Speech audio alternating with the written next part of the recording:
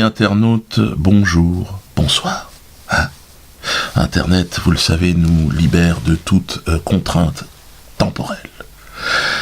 La liberté d'expression, quel magnifique sujet, évidemment. Sur Internet, oui, nous sommes tous des médias sur Internet. Nous ne subissons plus le grand média, l'imposteur, la propagande.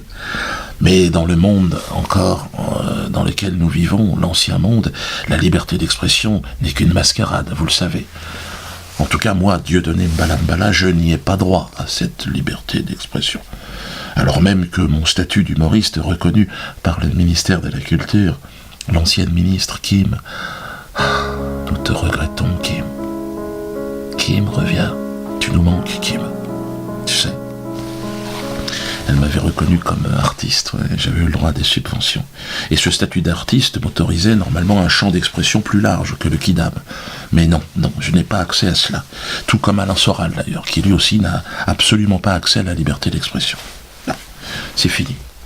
Donc comment faire ? Il y a en France un problème de justice. La justice n'existe plus, la justice est morte. D'ailleurs, c'est le garde des Sceaux, le nouveau garde des Sceaux, monsieur Jean-Jacques Urvoas. Ouais, il a remplacé Christiane, parce qu'elle n'était pas compétente. Elle n'était pas du tout compétente. Normalement, elle devait être ailleurs, elle devait faire autre chose, et par hasard, elle est arrivée là, et apparemment, elle a tout niqué. Là, il tire la sonnette d'alarme, le nouveau ministre de la Justice, il dit que la justice est sinistrée. On dit merde, parce que c'est quand même un pilier de la République, qu'est-ce qui se passe ? Il dit non, c'est foutu, c'est bouffé par les bites. C'est à bout de souffle, c'est lui qui le dit. On n'a pas les moyens de payer les factures. En même temps, j'ai envie de te dire, c'est normal, vous faites n'importe quoi. Attends, moi tout seul, j'ai dû employer 300 personnes depuis 2 ans. On a fait le calcul avec mon avocat, on a dû coûter à peu près 2 millions en termes de mobilisation, et juste pour des blagues, pour des sketchs. Essayez de faire votre travail, là, les mecs.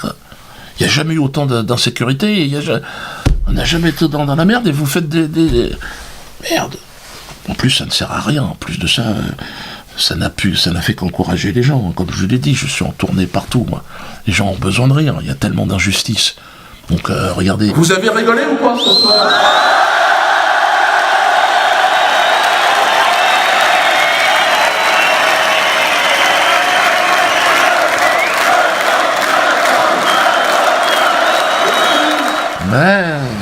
Dieudonné, bah oui, mais Dieudonné, à un moment donné, il va arrêter. C'est mon dernier spectacle, là. Après, je pars dans autre chose. Ouais, je vais faire autre chose. Bon, là, je vais être à Lyon, quand même. Alors, on en a rajouté une deuxième à Lyon. Ah ouais, rempli, complet. Donc là, on a rajouté le dimanche. Dépêchez-vous, ça sera déjà complet. Quand la vidéo va sortir, ça se trouve, ça sera complet, déjà. Je peux pas rester une semaine à Lyon, les mecs. Et pourquoi vous n'allez pas voir les autres humoristes ? Allez voir un peu les autres, quand même. Ah, j'en ai plein le cul, moi. Je serai à Pau, aussi. À Pau, donc toi, quand même, tu es au bout du bout. Ah, bah, à Pau, c'est quasiment au bord du bout du monde, là-bas. Ma femme, parce qu'elle est du sud-ouest, enfin, on s'en fout de ça. Et, bon, il y a l'affaire aussi, Charlie Coulibaly qui arrive en appel. Je me sens Charlie Coulibaly il y a 1 an, vous vous souvenez ? Ils étaient venus me chercher chez moi, les flics, les coloptères, j'ai eu le droit à tout, quasiment la garde républicaine. Et donc, là, ça va passer en appel. Là aussi, vous voyez, la justice, qu'est-ce que vous foutez, les mecs ? Oui, il faut donner l'exemple, c'est de l'apologie d'actes de terrorisme. Mais c'est rien du tout, c'est pas de l'apologie. C'est comme ça que vous luttez contre le terrorisme ? Putain, les mecs. Vous avez vu depuis ? Ah ben, il n'y a que des attentats. C'est normal, ils bossent pas. C'est en venant arrêter un humoriste qui fait des blagues que... Oh putain, ils sont mauvais, mais bon, bref, pour rester dans le cadre de la liberté d'expression, nous n'avons pas droit à cette liberté. Vous non plus, le peuple, ne rêvez pas.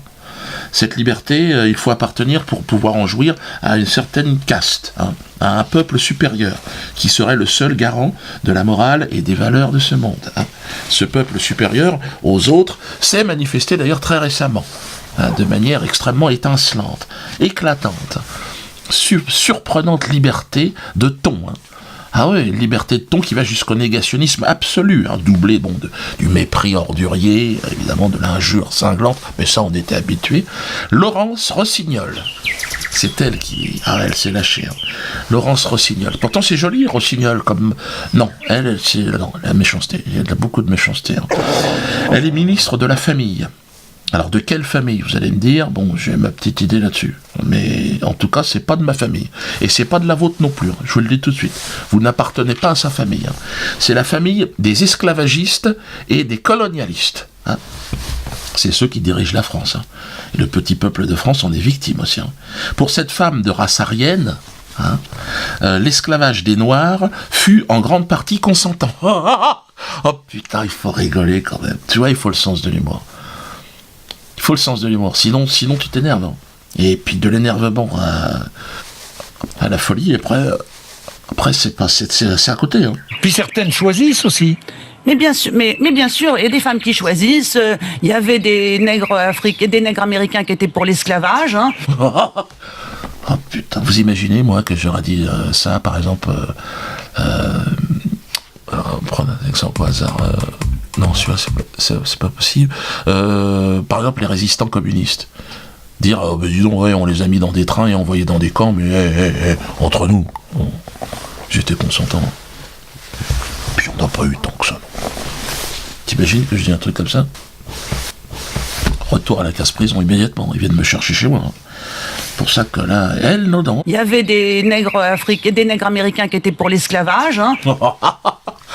Quelle injure, vous vous rendez compte, peuple noir, quelle injure à tous ces hommes, ces femmes, humiliés, massacrés, jetés par-dessus bord. C'est joli, Ouais. Elle voulait peut-être parler de ces nègres de maison, qui étaient là, en tremblait. Bah oui, ils voyaient évidemment les leurs se faire fouetter jusqu'à la mort, se faire bouffer par les chiens des Ayottes et des grandes familles de Béquet. Famille Ayotte, cette famille de juifs hollandais arrivée à la Martinique à la fin du XVIIe siècle. Cette famille juive, certainement très proche d'ailleurs de l'actuel ministre de la Famille. En tout cas, c'est très très ressemblant. Leur analyse sur la période de l'esclavage, ça colle. Écoutez avec l'extrait de M. Ayotte. C'est facile à mener des ouvriers noirs? Oui. Le noir, c'est comme un enfant. Il faut être juste. On en obtient ce qu'on veut. Oh putain la vache. Le nègre est gentil. T'en fais ce que tu veux. Putain. Aucune poursuite, le procureur de Paris. Non, tout va bien. Vraiment, chapeau. Et rendez-vous au prochain dîner du CRIF. On y va. Trop occupé, évidemment, le procureur à me poursuivre, moi, pour mes blagues. Pour avoir dit d'ailleurs exactement ce qu'il y a dans le journal. Cet excellent article, d'ailleurs, de l'Express, qui nous informe, tout à fait logiquement, quant aux origines de la puissante famille Ayotte, qui détient quasiment la moitié de la Martinique, des Juifs hollandais arrivés en Martinique à la fin du XVIIe siècle. Bon. Là, pour moi, le procureur, poursuite. Moi, il me poursuit. Par contre, le journal peut le lire, ça. Moi, c'est 3 mois de prison et 30 000 € d'amende. Pour avoir dit, la famille Ayotte, donc juif hollandais, arrivé à la Martinique à la fin du XVIIe siècle. Là, je pense qu'il y a beaucoup de gens qui vont venir en appel au procès, là, parce que là, on peut se foutre de la gueule du monde, mais il y a un moment donné, il faut que ça s'arrête aussi. Le peuple noir, le peuple africain, le peuple... alors je sais pas si c'est un peuple, mais en tout cas on s'aperçoit qu'on devient un peuple par l'injustice dont on est victime tous ensemble. C'est ça qui fait qu'on est en train de se poser des questions. Pareil pour les Kanaks et partout. Mais vous comprenez bien que lorsque un Guadeloupéen, un Africain, un Kanak entend ce genre de propos, le nègre, il a bien voulu, il est normal qu'à un moment donné, il est fatigué. Mais ça, ils s'en foutent. Et c'est fou. Donc moi, je soutiens évidemment sans aucune ambiguïté tous ces mouvements indépendantistes qui en ont marre de se faire humilier comme ça. Que ce soit en Guadeloupe, en Martinique, chez les Kanaks, à Réunion, partout. En Guyane. C'est-à-dire que c'est s'émanciper de cette injustice. Pareil pour le peuple de France, qui veut s'émanciper de ce genre de dirigeants, de ces dirigeants-là, qui finalement... on n'est pas dans une France de la réconciliation, on est dans une France de la division. Regardez, ils nous divisent. Et le petit peuple de France, il n'a rien à voir, lui, avec ses esclavagistes non plus. Il a souffert dans des dans les mines et tout ça. Tu crois qu'il avait... Qu'est-ce qu'il était On est tous les mêmes. Mais bon, on se fait chier dessus. Qu'est-ce que vous voulez que je vous dise ? En tout cas, moi je suis pour que... Là je vais retourner en Guadeloupe spécialement pour une grande soirée d'indignation par rapport aux propos de la ministre. Là je suis invité par des gens là-bas. Et ils ont dit ça va péter. On tend la main de la paix, on se fait insulter. Commence à bien faire. Donc c'est dans ce contexte particulièrement évidemment tendu qu'on s'aperçoit, donc la ministre qui n'est pas toute seule. Faut savoir que le Premier ministre est descendant de colons africains. C'est en Côte d'Ivoire lui aussi. 1961, année de l'indépendance que le grand-père de Manuel Valls a très mal vécu, a signifié la fin de ses ambitions de gros commerçants colons. Atteint par le mal africain, il y est quand même retourné plusieurs fois après l'indépendance pour de longues périodes. En tant que gros homme d'affaires, le grand-père de Manuel Valls déléguait bon nombre de ses tâches à des régisseurs. Il faut partir maintenant, les béquets là-bas. Laissez les gens tranquilles. C'est comme cette stèle. Oh putain, je voulais pas en parler de ça. Le gouvernement, tous les ministres, là, les nègres sont contents d'être de l'esclavage. Ils ont, pour ça va dans le sens. Ils ont, regardez ça, c'est une stèle. Payés par l'État, si vous voulez, les premiers esclavagistes, les premiers blancs qui sont arrivés sur l'île, ils mettent les noirs, les premières ordures, les premiers assassins. Ils ont d'abord massacré entièrement les Indiens qui étaient sur place, et après ils ont fait la traite négrière. Et là, c'est pour ça les Guadeloupéens, ils ont foutu le feu. Ouais, c'est normal. Ça n'a pas de sens. Je pense que l'heure est arrivée de s'émanciper de toutes ces ordures là, parce que là on n'en peut plus. Puis il y a une hostilité envers les Noirs, mais c'est dans le monde entier. C'est complètement dingue. Là le Premier ministre, pareil, Valls, lui on connaît parce qu'il est le fils de colon. Mais lui, on le savait qu'il détestait les nègres. Mais là, vous vous souvenez de sa phrase ? Il n'y a pas assez de blancs qu'on se regardait. Ça va bien ? Ouais. Une belle image. Belle image de la ville d'Evry. Vous avez quelques blancs. Non, quelques blancs, quelques whites, quelques blancs de gauche. Ouais, et puis sa femme, elle bénéficie beaucoup de la France-Afrique, là. Elle est en tournée, tu sais, elle a un orchestre. Bon, mais personne ne veut l'écouter. Alors, donc, ils ont fait financer ça par l'État, quoi. Parce qu'elle joue du violon, je sais pas quoi, mais bon, apparemment, les gens disent c'est atroce. Bon, j'ai jamais écouté, mais il paraît que je fais mieux. Pourtant, je sais pas en faire. Mais on m'a dit, écoute, même avec des moufles, Diodo, ce sera mieux. Alors, est-ce qu'il n'y a pas un peu de méchanceté aussi du fait que... Bref. François Hollande, pareil. C'est pareil, le Memorial Act, il l'a inauguré l'année dernière, regardez. Au-delà des sensibilités, au-delà des philosophies, la France est capable de regarder son histoire, parce que la France est un grand pays qui n'a peur de rien. C'est une insulte faite aux Noirs, c'est atroce. Alors le bâtiment il est joli, il a coûté je sais pas combien, mais on y découvre que ce sont encore une fois des conneries. Une histoire racontée du révisionnisme, du négationnisme. Ce seraient les Noirs qui se seraient vendus entre eux, que les francs-maçons ont libéré les Noirs de la traite négrière. Schulcher. Mais va te faire enculer, Schulcher, c'est les Noirs qui se sont libérés eux-mêmes. Et la mulâtresse solitude, et Delgrès, et tous ces... ils n'existent pas ? Non mais c'est incroyable, putain. Ça c'est toujours on doit aux Blancs, c'est atroce. Et puis évidemment dans ce mémorial, à aucun moment vous n'avez la photo des criminels, des assassins. Les familles, Ayotte, là, Damoiseau, tous ces gens-là, non, ils n'existent pas. Ça peut foutre. Mais vous imaginez, vous, un mémorial de la Shoah où il n'y a pas un officier nazi ? Oh, ça va, c'est un oubli. Oh putain, la vache. Non, les gens en ont marre. Même ceux qui m'ont fait visiter, les guides. Au début, ils me disent, ouais, bah, tu sais, on bosse. Et puis à la fin, ils connaissent dans tous les sens. Même moi, j'étais obligé de les arrêter. Non, ce gouvernement, il faut être aveugle pour pas voir qu'il y a une haine particulièrement envers les Africains et les Noirs. Les descendants d'Africains, ils peuvent pas les blairer. D'ailleurs, les chefs d'État africains, pourtant très conciliants d'habitude, commencent à gueuler, les mecs. Bah, ils ont peur, ils commencent à transpirer. Avec l'affaire Gbagbo, là, ils voient bien qu'il y a que les chefs d'État africains qui sont jugés de tous ces pays. Et les Serbes, qui sont un peu les Africains de l'Europe, en fait. Mais, ouais. Regardez, Jean Ping, il en parle. Il ne condamne que les Africains, il ne juge que les Africains. Est-ce que ça veut dire que rien ne se passe ailleurs dans le monde? Est-ce que ça veut dire qu'au Pakistan, en Afghanistan, à Gaza, en Tchétchénie, il n'y a rien? Il n'y a qu'en Afrique où il y a des problèmes? Pourquoi il n'y a personne d'autre de jugé que les Africains? Ces pays jugent actuellement Laurent Gbagbo pour crimes contre l'humanité. Ce sont que des Africains qui sont jugés là-bas. Ouais, c'est fou, hein. Merde. Par contre, W. Bush, là, ah non, pas de problème. At this hour, American and coalition forces are in the early stages of military operations to disarm Iraq, to free its people, and to defend the world from grave danger. Ça fiole. Ouais, on sait qu'il n'y avait pas d'armes de destruction. Ah, il risque d'envoyer le nègre aussi, ces pays, peut-être. C'était un nègre qui avait fait ça, là. Ils avaient envoyé un nègre. Ouais, ou peut-être Obama qui veut finir à la CPI, peut-être. De toute façon, il faut être nègre pour aller là-bas. Ou serbe.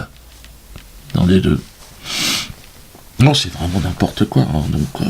Et c'est donc dans ce contexte absolument insupportable de tension et d'injures raciales de la part du gouvernement que apparaît donc l'affaire de Charlie Hebdo.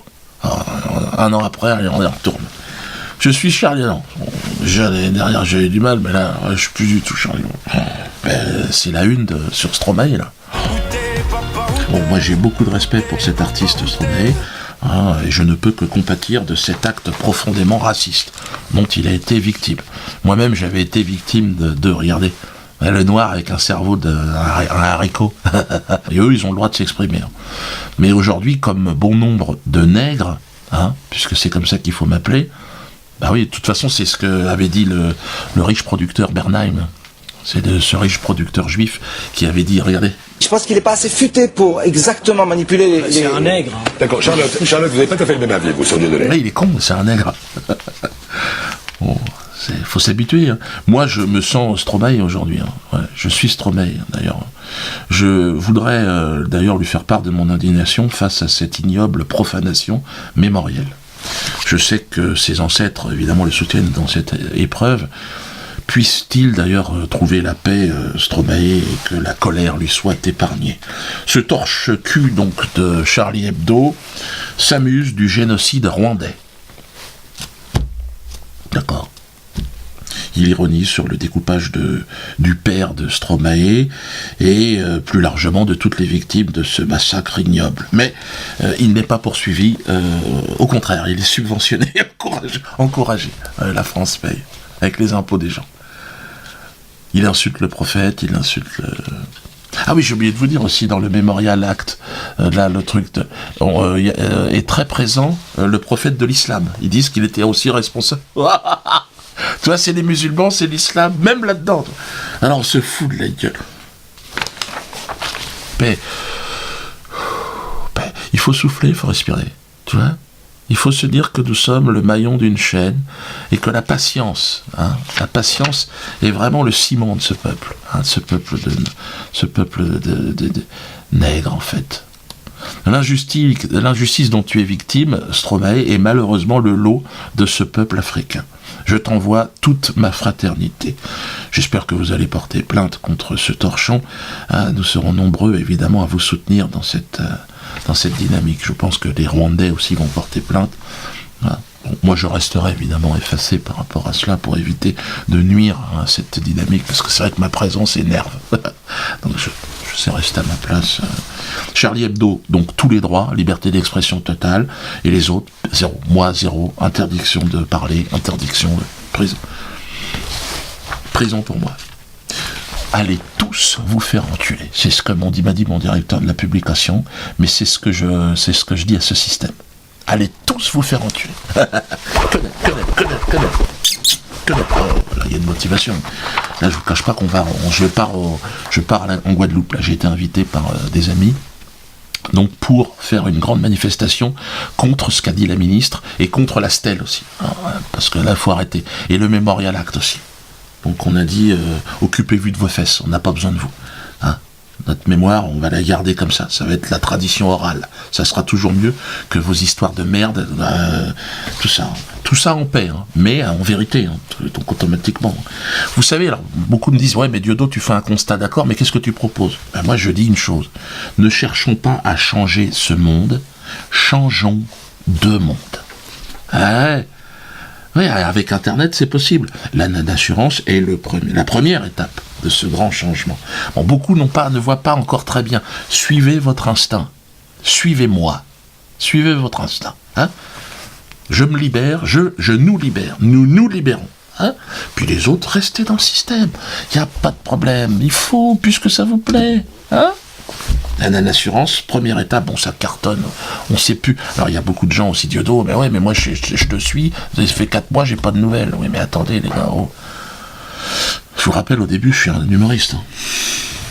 Je fais des blagues à Toto. Hein. Donc, de là à devenir assureur, il faut faire un stage. Hein.